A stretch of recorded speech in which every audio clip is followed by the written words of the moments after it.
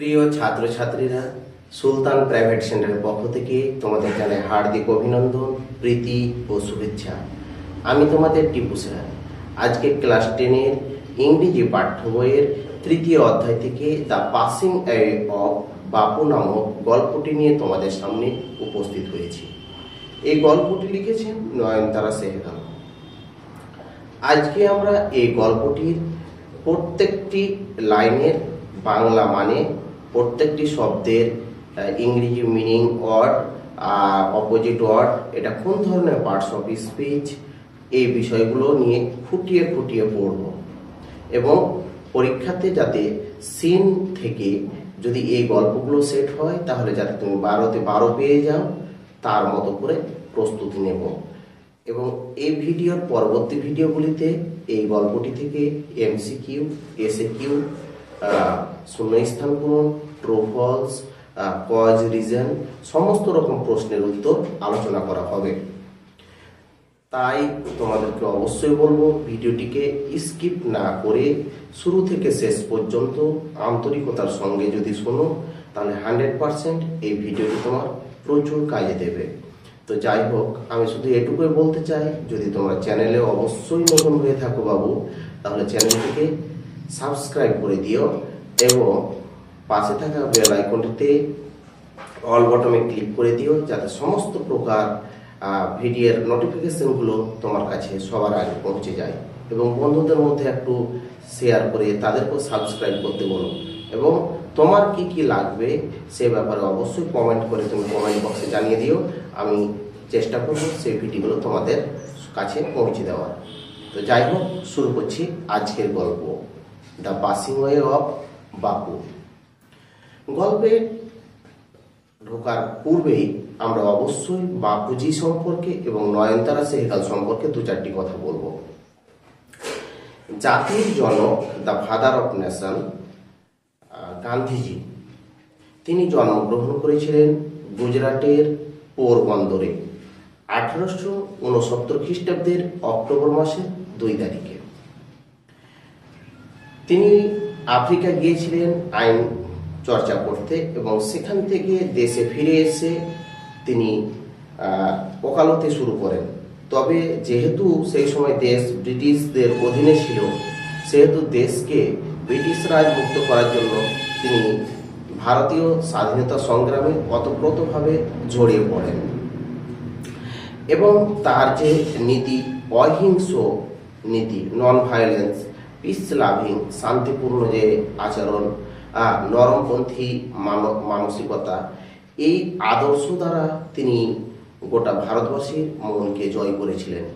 যাই হোক, বিশেষ করে 1947 সালের 15 আগস্ট ভারত স্বাধীন হওয়ার পর তার বিশেষ করে পাকিস্তান এবং ভারত থেকে পাকিস্তানের বিভাজন এবং প্রধানমন্ত্রী নির্বাচন, জাতীয় কংগ্রেসের সভাপতি নির্বাচন এবং ভগৎ সিং এর ফাঁসি, বিভিন্ন বিষয় সংক্রান্ত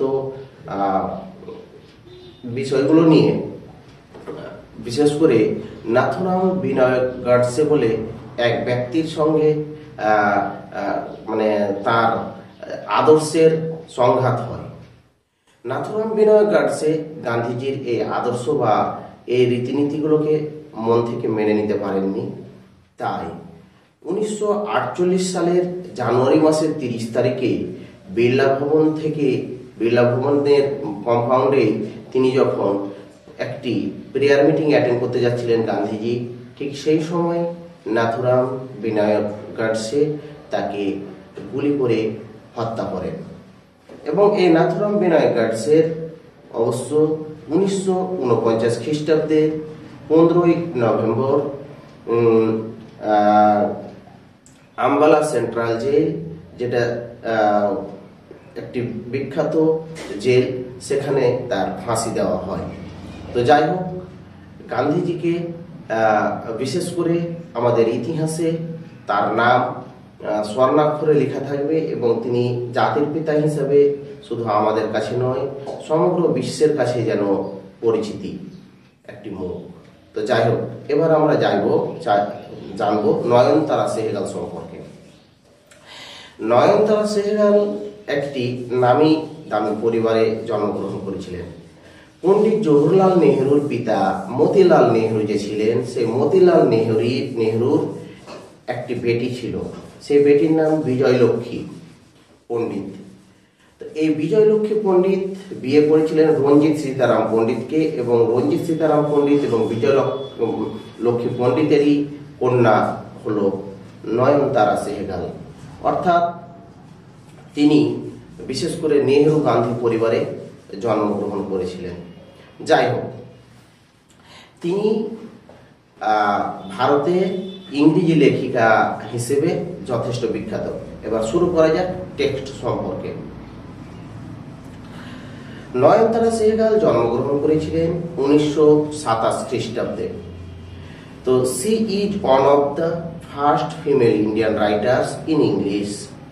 বলছেন যে তিনি ভারতীয় ইংরেজি ভাষায় লেখিকাদের মধ্যে একজন টু রিসিভ ওয়াইড রিকগনিশন, যিনারা যথেষ্ট খ্যাতি পরিচিতির অধিকারী। সেই সমস্ত লেখিকাদের মধ্যে নয়নতারা সেহগাল হলেন একজন। হার ফিকশন, তার গল্পগুলো ডিলস উইথ, আলোচনা করে India's response to the crisis brought by political changes. বিশেষ করে রাজনৈতিক পরিবর্তনের ফলে ভারতে যে ক্রাইসিসের সৃষ্টি হয়েছিল তার প্রতি ভারতীয়দের কি প্রতিক্রিয়া ছিল সেগুলো নিয়েই তার গল্প আলোচনা করেন। She won the Sahitya Akademi award, তিনি সাহিত্য একাডেমি পুরস্কার লাভ করেছিলেন ইন 1986 সালে for her novel Rich Like Us, তার বিখ্যাত একটি নোভেল রিচ লাইক আস এর জন্য। তো যাই হোক বাবু, তোমাদেরকে এটুকু আবারও বলতে চাইছি, তোমরা অবশ্যই তোমাদের টেক্সট বইটাকে চোখের সামনে খুলে নাও এবং আঙ্গুল দিয়ে রাখো শব্দগুলোতে।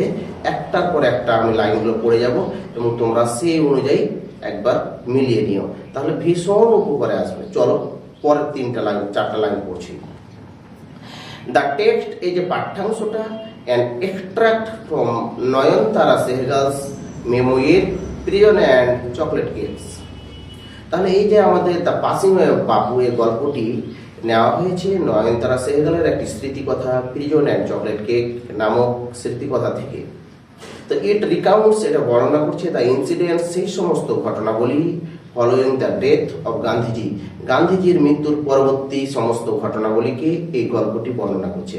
ইট ভিভিডলি ডেসক্রাইবস, এটা জীবন্তভাবে বর্ণনা দিচ্ছে not only author's personal sense of loss, শুধুমাত্র লেখিকার ব্যক্তিগত ক্ষতিরই যে বর্ণনা দিচ্ছে সেটা নয়, but also the collective grief, সমষ্টিগত কষ্ট, ব্যথা, বেদনা অফ দ্য এন্টায়ার নেশন, সমগ্র জাতির যে যন্ত্রণা, কষ্ট, ব্যথা, বেদনা সেটাকে তুলে ধরছে। কিসে না, at the passing away of Mahatma Gandhi, গান্ধীজির মৃত্যুতে যে জাতির জীবনে যন্ত্রণা সেটাকেও তুলে ধরছে।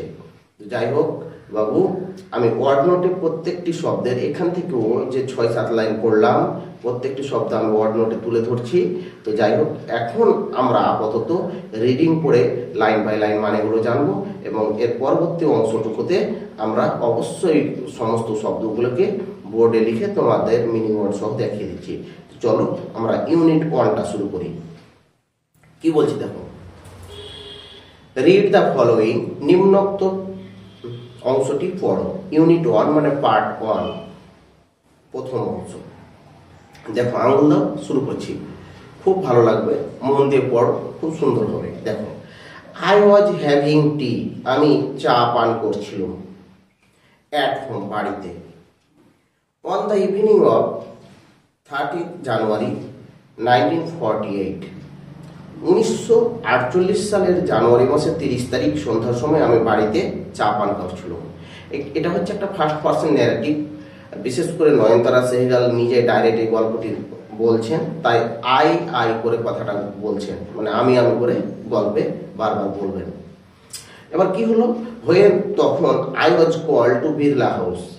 বিড়লা হাউস একটি বিখ্যাত ভবন, বিড়লা ভবন নামেও ডাকা হয়। এই বিড়লা হাউস মূলত একজন ব্যবসায়ী বিড়লা নির্মিত। সেই হাউসে গান্ধীজি তার জীবনের লাস্ট 144টি দিন সেখানে ছিলেন। সেখানে গান্ধীজিকে হত্যা করা হয়েছিল এবং সেই হাউসেই তার মরদেহ শুয়ে রাখা হয়েছিল। সেখানে গান্ধীজিকে ডাকা হলো, নয়নতারা সেহগালকে ডাকা হয়েছিল। বাই অ্যান আর্জেন্ট টেলিফোন, একটি এমার্জেন্সি টেলিফোন কলের মাধ্যমে, জরুরি টেলিফোন কলের মাধ্যমে গান্ধীজি হ্যাড বিন শুট, গান্ধীজিকে গুলি করে হত্যা করা হয়েছে on his way to a prayer meeting. তিনি যে পথে প্রার্থনা পক্ষে যাচ্ছিলেন সেই রাস্তাতেই গান্ধীজিকে গুলি করে মেরে দেওয়া হয়েছে। আই ওয়াজ নাম, আমি হতচকিত হয়ে গেছিলাম, হতবাক হয়ে গিয়েছিলাম, অসাড় হয়ে গেছিলাম, আমার শব্দ হারিয়ে গিয়েছিল। উইথ সফট, আঘাতে, ব্যথায়, বেদনায়, as I got in to the car, যখন আমি গাড়িতে চাপছিলাম। দ্বিতীয় অংশে আসো। At the Birla house, Birla ভবনে গান্ধীজির রিলেটিভস, গান্ধীজির আত্মীয় স্বজন অ্যান্ড ফলোয়ার্স, অনুগামীরা হ্যাড গ্যাদার, জমায়েত হয়েছিল রাউন্ড হিজ বডি, তার দেহের চারপাশে। দেয়ার ওয়াজ সাইলেন্স, একটি নীরবতা ছিল। ইন দ্য রুম, রুমের মধ্যে বা কক্ষের মধ্যে। As Gandhiji breathe his last, যেহেতু গান্ধীজি তার শেষ নিঃশ্বাস ত্যাগ করেছেন। ওয়ার্ডস অফ বাপুজির ডেথ, বাপুজির মৃত্যুর খবর হ্যাড স্প্রেড, ছড়িয়ে গিয়েছিল থ্রু দিল্লি, দিল্লির মধ্য দিয়ে, লাইক এ ফ্লেম, একটি অগ্নিশিখার মতো, ফ্যান্ড বাই মাইন্ড, যে অগ্নিশিখাতে বাতাস দিলে যেমনভাবে অগ্নিটা ছড়িয়ে যায় সেভাবে ছড়িয়েছিল। Sad groups of men and women, দুঃখে ভারাক্রান্ত মানুষের দল এবং পুরুষের দল এবং মহিলার দল had collected round Birla house, Birla ভবনের চারপাশে শোকগ্রস্ত পুরুষ এবং মহিলার দল জমায়েত হয়েছিল। আউট অফ এভরি উইন্ডো, প্রত্যেকটি জানলার বাইরে, ওয়ান কুড সি, একজন দেখতে পেত, a brown blur of faces, এক গুচ্ছ অস্পষ্ট ঝাপসা বাদামি রঙের মুখ। They did not make a sound, তারা কোনো শব্দ করছিল না। There was an unnatural silence, সেখানে ছিল একটি অস্বাভাবিক নীরবতা। ইট ওয়াজ অ্যাজ ইফ, এটা ছিল যেন time stood still for those few minutes, কয়েক মুহূর্তের জন্য মনে হচ্ছিল যেন সময় থমকে দাঁড়িয়েছে। চলো বাবু এবার 17 নম্বর পাতা দেখো, সব উপরে দেখো। People were to stand to speak in the beginning, শুরুতে লোকজন এতটা কষ্ট, আঘাত, মর্মপীড়া পেয়েছিল যে কথা বলতে পারছিল না। ল্যাটার, পরবর্তীতে দে ক্ল্যামড ওয়াইল্ডলি, শাউটিং অ্যান্ড ক্রাইং, পরবর্তীতে তারা চিৎকার শুরু করে দিল, কান্নাকাটি শুরু করে দিল এবং জোর দাবি শুরু করলো। দে জসল্ড অন আনাদার, তারা একে অপরকে ধাক্কাধাক্কি শুরু করলো। ইনে স্ট্যাম্পেড, এবং ঘোড়াঘুড়ি শুরু করলো। To breaking to the house, ওই বাড়ি বিড়লা ভবনের ভিতরে প্রবেশ করবার জন্য। তারা কিছুটা শান্ত হয়েছিল। এ লিটিল, কিছুটা শান্ত হয়েছিল। হোয়েন, যখন ইট ওয়াজ অ্যানাউন্স, এটা ঘোষণা করা হলো, that they would be allowed, তাদেরকে অনুমতি দেওয়া হবে, টু সি গান্ধীজি, গান্ধীজিকে দেখতে, বিফোর দ্য ফিউনারাল, অন্ত্যেষ্টিক্রিয়ার পূর্বে। হোয়েন, যখন, অন ইজ ফেস্ট, একজন মুখোমুখি হয়, উইথ দ্য শক, সে আঘাতের, কিসের আঘাত না তো of a loved one's death, এক প্রিয়জনের মৃত্যুর মতন ব্যথার মুখোমুখি হয়।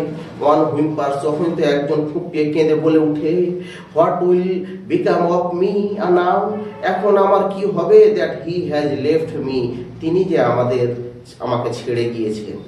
This was surely the question uppermost in the mind of the morning people, এটাই ছিল সেই প্রশ্ন উপস্থিত সমস্ত জনতার মনে। They looked like lost children, তাদেরকে হারানো শিশুর মতো মনে দেখাচ্ছিল। It was the question in many of our hearts, এটা আমাদের অনেকেরই মনের প্রশ্ন ছিল। As we sat still shocked, যখন আমরা বসেছিলাম এখনো শোকগ্রস্ত, অ্যান্ড আনবিলিভিং, অবিশ্বাস্য অবস্থায়। We listen to the broadcast, আমরা সেই বেতার খবর শুনছিলাম। টেলিং, বলছিল, দ্য পিপুল অফ ইন্ডিয়া, ভারতের জনগণকে, that there Bapu was no more, তাদের বাপু আর নেই। এই খবরটি আমরা শুনছিলাম এবং বিশ্বাস পর্যন্ত করতে পারছিলাম না। তো বাবু চলো এর পরবর্তী এই ইউনিট 1 থেকে প্রত্যেকটি ওয়ার্ডের খুঁটিয়ে খুঁটিয়ে আমরা meaning word, opposite word, parts of speech, ভার্বের first form, second form, third form, এবং সেগুলো কোনো গ্রুপ ভার্ব নাকি, সেগুলো ফ্রেজ নাকি, সমস্ত কিছু খুঁটিয়ে খুঁটিয়ে জানবো।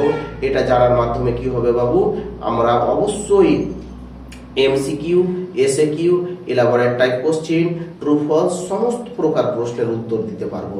তো পড়াতে পড়াতে আরো বেশ কিছু তথ্য রয়েছে, আমরা সেগুলোকে দেব।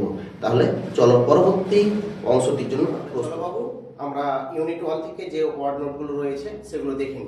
তবে যাই হোক, ইউনিট 1 শুরু করার আগে আমাদের লেখক মানে লেখিকা এবং এই গল্প সংক্রান্ত যে ইন্ট্রোডাকশনটা দেওয়া রয়েছে এইটুকু অংশ থেকে কিছু ওয়ার্ড নোট পেয়েছি, যেগুলো আমরা জেনে নিব। তবে হ্যাঁ, একটা কথা বলে রাখি, বিশেষ করে তোমাদের আনসিনের যে 20 মার্ক এবং ভোকাবুলারি 4টা শব্দতে যে 8 মার্ক রয়েছে, এই 28 মার্ক মূলত ইংরেজির এই ওয়ার্ড নোট নিয়েই মানে খেলা চলে। রাইটিং স্কেল বলো, আনসিন বলো, সিন বলো, যা কিছুরই উত্তর দিতে যাবে ওয়ার্ড নোট প্রচুর পরিমাণে লাগবে। তাই প্রত্যেকটি ওয়ার্ডের খুঁটি খুঁটি এখন থেকে যদি তুমি শব্দ জেনে থাকো, তাহলে অবশ্যই তোমার ইংরেজি পরীক্ষা খুব খুব ভালো হবে। তো তাই আমরা প্রত্যেকটা ওয়ার্ডকে খুঁটিয়ে খুঁটিয়ে পড়বো। দেখো, খেয়াল করো। প্রথমত হচ্ছে পাসিং এর পাস এর কথাটা, এটা একটা গ্রুপ ভার্ব বা ফ্রেজাল ভার্ব। এটার মানে হলো ডাই, মারা যাওয়া, এক্সপায়ার মানেও মারা যাওয়া, কিক অফ মানেও মারা যাওয়া, পেরিশ মানে মারা যাওয়া, ডিসিড মানেও মারা যাওয়া। তাহলে এটি একটি ফ্রেজাল ভার্ব হয়ে গেল, লিখে নাও। দ্বিতীয় আসো রিকগনিশন, তার মানে স্বীকৃতি, অ্যাকনলেজমেন্ট হয়। হ্যাঁ, তারপর হচ্ছে একটি ফ্রেজাল ভার্ব রয়েছে ডিলস উইথ। ডিলস উইথ ভালো করে ওয়ার্ডটা খুঁজে দেখো, পেয়ে যাবে। ডিলস উইথ ফ্রেজাল ভার্ব মানে হচ্ছে ডিসকাস বা আলোচনা করা, এটি ফ্রেজাল ভার্ব। এবার বলছে রেসপন্স, এটি একটি নাউন। রেসপন্স মানে হচ্ছে রিঅ্যাকশন, প্রতিক্রিয়া, বা রিপ্লাই মানে প্রতিক্রিয়া। এক্সট্রাক্ট, এক্সট্রাক্ট মানে হলো নির্যাস, যার মানে হলো জিস্ট বা সাবস্টেন্স। এই যদিও সাবস্টেন্স জিস্ট এগুলোর মধ্যে সূক্ষ্ম পার্থক্য আছে, তবুও গড়ে বলছি জিস্ট বা সাবস্টেন্স বা ইসেন্স বা কুইডিটি, এটার মানে হলো নির্যাস। এবার মেমোইর, মেমোইর মানে হচ্ছে রিমিনিসেন্স, স্মৃতি কথা বা বায়োগ্রাফি, জীবনী বা অটোবায়োগ্রাফি, আত্মজীবনী, এক কথায় কারো স্মৃতিতে কিছু লেখা, এটাকে মেমোইর বলা হয়। রিকাউন্টস, এটা একটি ভার্ব মানে ডেসক্রাইব, বর্ণনা দেওয়া, ন্যারেটস মানে বর্ণনা দেওয়া, রিসাইটস মানে বর্ণনা দেওয়া। এবার দেখো গ্রিভ, GRIEF, গ্রিভ। গ্রিভ মানে হলো নাউন, এটি মানে গ্লুম। দেখো এই গ্রিভ শব্দটি আমি তোমাকে বলবো, এই শব্দটা ভীষণ ভীষণ এই টেক্সের জন্য কাজের। এই শব্দটা ইম্পর্টেন্ট টাইপের খুবই এই টেক্সের জন্য, তাই এর অনেকগুলো আমি মিনিং ওয়ার্ড লিখেছি। একে একে ধৈর্য সহকারে ভিডিওকে থামিয়ে থামিয়ে একটু ঘেটে ওয়ার্ড নোটটা করে নাও। ভোকাবুলারি আনসিনের জন্য খাতা বানাও, দেখবে সেখান থেকে তোমার আনসিন পড়া খুবই সহজ হয়ে যাবে এই ওয়ার্ড নোটগুলো পড়া থাকলে। তাহলে দেখো গ্রিপ মানে হলো বিষাদ বা দুঃখ বা কষ্ট বা যন্ত্রণা। তো গ্লুম মানে বিষণ্ণতা, সর মানে দুঃখ, ডিজেকশন মানে হতাশা, ও মানে কষ্ট, পেইন মানে ব্যথা বা বেদনা, রিমোর্স মানে অনুশোচনা কষ্ট, অ্যাঙ্গুইশ মানে মানসিক যন্ত্রণা, মিজেরি মানে কষ্ট, ল্যামেন্টেশন মানে বিলাপ বা খেদ, মেলানকোলি মানে অবিষণ্ণতা। তাহলে এই যে এখানে দেখো বিষাদ, বৈদেশিক মধ্যে সহায়তা বিষাদ এই গ্রিপের বানিয়ে, এবং এই এতগুলো ওর ইংরেজি মিনিং ওয়ার্ড আছে। যদিও জিনিসগুলো একটু একটু করে সূক্ষ্ম সূক্ষ্ম তফাৎ রয়েছে, তবুও কিন্তু এই শব্দগুলোকে ইউজ করে মাধ্যমিকে কোশ্চেন সেট করে দিচ্ছে। তারপরে দেখো এনটিআর, এনটিআর মানে হলো অ্যাডজেক্টিভ একটি, টোটাল মানে গোটাটাই, ফুল মানে গোটাটাই, হোল মানে গোটাটাই, অল মানে সবটাই, এভরি মানে সবগুলোই, কমপ্লিট মানে পুরোপুরি, তার মানে হলো সমগ্র বা টোটালটা বা গোটাটা। এবার দেখো নেশন মানে হলো জাতি, রেস মানে জাতি, ট্রাইব মানে জাতি, ফক মানে জাতি, কাস্ট মানে জাতি। তাহলে দেখো এই যে ওয়ার্ডটি তুমি একবার ধৈর্য সহকারে একদম একটু একটু করে দেখো এবং লিখো। প্রথমে ইংরেজি ওয়ার্ডটা, টেক্সটের ওয়ার্ডটা দেওয়া হয়েছে, তারপর ওটা কোন পার্টস অফ স্পিচ সেটি লেখা হয়েছে, তারপরে ওর ইংরেজি মিনিং ওয়ার্ড দেওয়া হয়েছে, তারপরে ধাপে ওর বাংলা দেওয়া হয়েছে। তাহলে এই পর্যন্ত প্রথমে 3টি লাইন, পরে 4টি লাইন, এই পরে 7খানা লাইনে যেটি অজানা শব্দ ছিল আমাদের হয়ে গেল, যেটা আমাদের আনসিনে কাজে লাগবে, ভোকাবুলারিতে কাজে লাগবে প্রচুর পরিমাণে। এবার চলো ইউনিট 1 এর ওয়ার্ডগুলোকে আমরা দেখি। তাহলে বাবুরা এই বাকি ইউনিট 1-এর অংশটুকুকে দেখো কি লেখা আছে। দেখো প্রথমত আমরা পড়লাম আর্জেন্ট কল। তো আর্জেন্ট শব্দটার অর্থ হচ্ছে ইম্পর্টেন্ট বা ইসেনশিয়াল, জরুরি, এটি একটি অ্যাডজেক্টিভ। দ্বিতীয় রিলেটিভস মানে হলো আত্মীয়, যেটা কিন্সম্যান বলা হয়, এখানে কিন্সম্যান বলা হয়, আত্মীয়, নাউন এটি একটি। ফলোয়ার্স মানে অনুগামী, অনুসারী, হ্যাঁ, ফ্যান যেটাকে বলা হয়। তো ডিভোটি বলা হয়, মিনিয়ন্স বলা হয়, সাপোর্টার্স বলা হয়। আর তোমরা তো জানো যে ফ্যান মানে ফলোয়ার্স, হ্যাঁ। তারপর দেখো গ্যাদার, এটা একটা ভার্ব, পাস্ট টেন্সে আছে। তাহলে কনগ্রিগেটেড বা কালেক্টেড বা অ্যাসেম্বলড মানে জমা হওয়া। ব্রিথ হিজ লাস্ট, এটি একটি ফ্রেজ, তার মানে হলো ডাইড মারা যাওয়া, এক্সপায়ার্ড মারা যাওয়া। স্প্রেড মানে হলো ছড়ানো, তার মানে হচ্ছে সার্কুলেটেড বা পাবলিসাইজড প্রকাশিত হওয়া বা চারিদিকে ছড়িয়ে যাওয়া। ফ্লেম মানে অগ্নিশিখা, এটা হচ্ছে ব্লেজ। আর ফ্যান মানে স্টিমুলেটেড বা ট্রিগারেড, ছড়ানো, এটিও একটি ভার্ব, ফ্লেমটা হচ্ছে একটি নাউন। কালেক্টেড এটি একটি ভার্ব মানে গ্যাদার্ড, জমায়েত হওয়া। অ্যাসেম্বলড জমা হয়েছিল। ব্লার, তোমরা ছবি এডিট করার সময় এই ব্লার বুঝো। ব্লার মানে হচ্ছে নট ক্লিয়ার, আবছা, ভিজন, স্বপ্নালু টাইপের। আনন্যাচারাল মানে অস্বাভাবিক, এটি একটি অ্যাডজেক্টিভ, তার মানে হচ্ছে আনকানি বা স্ট্রেঞ্জ বা ইরি, অস্বাভাবিক, বানানটা দেখে না, অস্বাভাবিক। এবার আমি আলাদা করে ইচ্ছাকৃতভাবে একটা শব্দকে রেখেছিলাম, সেটা হচ্ছে নাম, NUMB। এই যে শব্দটা, যে খবরটা পাওয়ার পর আমি নাম হয়ে গেছিলাম গাড়িতে যখন চড়ছিলাম, তো NUMB নাম মানে হচ্ছে অসাড় হয়ে যাওয়া, তার মানে প্যারালাইজ হয়ে যাওয়া বা প্যারালাইজ টাইপের হয়ে যাওয়া, এক কথায় কথা বলতে না পারা, বাক্য হারিয়ে ফেলা, বাকরুদ্ধ হওয়া, মানে উইদাউট ফিলিং বা আনএবল টু স্পিক বা আনএবল টু থিঙ্ক, হ্যাঁ, কোনো কিছু বলতে অসক্ষম, সক্ষম না হওয়া বা চিন্তা করতে অক্ষম হয়ে যাওয়া, তো এটাকে বলা হয় নাম। তাহলে এটি বাদে আরো যে বাকি ওয়ার্ডগুলো রয়েছে সেই ওয়ার্ডগুলোকে চলো দেখি। তাহলে দেখো বাকি শব্দগুলো। দেখো এখানে স্ট্যান্ড খুবই ইম্পর্টেন্ট এই টেক্সটে, এই শব্দটা স্ট্যান্ড কথাটার মানে হচ্ছে বিউইল্ডার্ড, এটি একটি ভার্ব। বিউইল্ডার্ড হতভম্ব হয়ে যাওয়া বা শক, আঘাতপ্রাপ্ত হওয়া বা স্টুপিফাইড মানে হতভম্ব হওয়া। তারপরে হচ্ছে ক্ল্যামর, এটি একটি ভার্ব। এ লাউড আউটক্রাই বা ক্রাইড আউট, উচ্চ চিৎকার করা, হ্যাঁ, কান্নাকাটি করা। তারপরে হচ্ছে ওয়াইল্ডলি, অ্যাডভার্ব, এটি একটি মানে ম্যাডলি, পাগলের মতো। শাউটিং চিৎকার করা, এটি একটি পার্টিসিপল, প্রেজেন্ট পার্টিসিপল মানে ক্রাইং লাউডলি, জোরে কান্না করা। জাসল মানে এটি একটি ভার্ব। পুশ ধাক্কা ধাক্কি করা, ঠেলা দেওয়া বা সব ঠেলাঠেলি করা। স্টাম্পেড মানে হারিক মুভমেন্ট, হুড়োহুড়ি করা, গতিগতি করা, তাড়াহুড়ো করে এগিয়ে যাওয়া, এটাকে স্টাম্পেড বলা হয়। তারপরে কাম, কাম কামের সাথে ইডি লেগেছে, এটি পাস্ট টেন্সে আছে, ভার্ব এটি একটি। তার মানে বিকাম কাম, শান্ত হওয়া, বিকাম সাইলেন্ট, চুপচাপ হওয়া বা কোয়াইটেন, শান্ত হওয়া। অ্যানাউন্স ঘোষণা করা, এটি একটি ভার্ব। তার মানে ডিক্লেয়ার মানে ঘোষণা করা, তোমাদের তো জানা আছে। প্রোক্লেম মানে ঘোষণা করা। তারপর হচ্ছে ফিউনারাল মানে ক্রিমেশন বা বুরিয়াল, শবদাহ, অন্ত্যেষ্টিক্রিয়া। এক কথায় হিন্দুদের মারা যাওয়ার পর শ্মশানে যে দেহটা পুরানো হয় ওটাকে বলা হয় ফিউনারাল, নাউন ফর্ম এটা, হ্যাঁ, অন্ত্যেষ্টিক্রিয়া বা শবদাহ বা সৎকার্য, হ্যাঁ, বা দেহ পুরানো, তো ওটাকে ক্রিমেশনও বলা হয়, বুরিয়ালও বলা হয়। কবর দিলে বুরিয়াল, পুড়িয়ে দিলে ক্রিমেশন, ফিউনারাল মানে ক্রিমেশন। কিছু কিছু ক্ষেত্রে হিন্দুদের মুখাগ্নি করে কবরও দেওয়া হয় আর কি। যাই হোক, হুইম্পার্স মানে এটি একটি verb. To cry in a low voice, ফুঁপিয়ে ফুঁপিয়ে কাঁদা, নিচু কণ্ঠে কাঁদা আর কি। তারপর হচ্ছে সিওরলি অ্যাডভার্ব, সার্টেনলি মানে নিশ্চিতভাবে। চলো বাকি অংশগুলো আর দেখে নি, দিয়ে অংশটা শেষ। তাহলে দেখো বাকি ওয়ার্ডগুলো। আচ্ছা, আপার মোস্ট কথাটি একটি অ্যাডভার্ব, জানো তোমরা, এবং এটার মানে হচ্ছে টপ মোস্ট মানে সবকিছুর উপরে। এবার মর্নিং বানানটা MOURN সঙ্গে ING, এটা সকাল নয়, এটা মনে হচ্ছে বিলাপরত বা কান্নারত, শোকরত, এটা একটা পার্টিসিপল, এখানে ING লাগে পার্টিসিপল বানানো হয়েছে, হ্যাঁ। তো গ্রিভিং মানে শোকরত বা বিওয়েলিং মানে শোকরত বা বিলাপরত। শকড এটি একটি ভার্ব মানে হার্ট, হ্যাঁ, বা মেন্টাল ব্লো, এখানে মানসিক আঘাত বলা যেতে পারে শকড। লিসেন শুনতে পেয়েছিলাম মানে এটা একটি ভার্ব, পাস্ট টেন্সে আছে, হার্ড। এবার broadcast noun, announcement on radio, বেতারে সম্প্রচার করা বা announcement by radio, on radio বা বাই রেডিও, বেতার সম্প্রচার। নো মোর এটা একটি ফ্রেজ, শব্দগুচ্ছ। ডিসিজ মারা গেছে বা নো লঙ্গার অ্যালাইভ, বেঁচে আর নেই। এবার এই ইউনিটে আমরা বেশ কিছু ভার্ব পাচ্ছি। ভার্বের first form, second form, third form তো হয়। তো এখানে কিছু রেগুলার ভার্ব পেয়েছি, যেমন জসল। এই ফার্স্ট ফর্ম যদি JOSTL জসল হয়, তাহলে এর সেকেন্ড ফর্মের সাথে শুধু ইডি লাগিয়ে দাও। তো ই তো আছে, তাহলে ডি লাগবে। তাহলে কেমন হবে বলো? JOSTL ই ছিল, খালি লাগালাম ডি। আবার সেম এইটা কি থার্ড ফর্ম, তাহলে JOSTL ইডি জসল।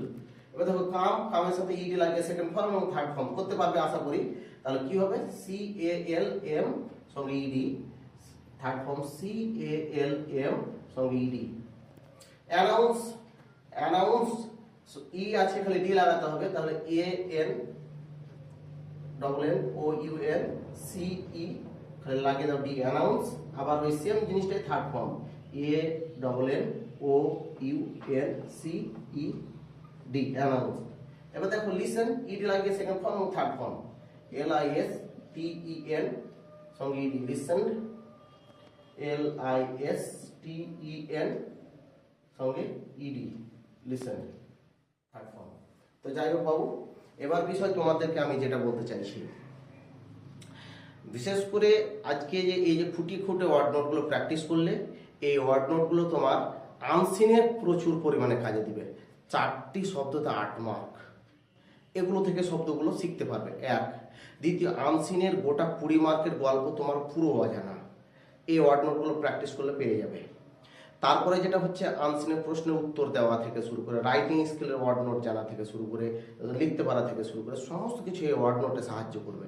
এমনকি তোমার সিনে যে ট্রু ফলসের অ্যান্সার দেবে, MCQ বা ACQ এর উত্তর দেবে, সব কিছু কিন্তু এই ওয়ার্ড নোটের উপর ডিপেন্ড করছে। অতএব খুঁটিয়ে খুঁটিয়ে ওয়ার্ড নোটগুলো সহ এই ইউনিটটাকে শেষ করো এবং দ্বিতীয় ইউনিটের জন্য প্রস্তুত হও। আমি অলরেডি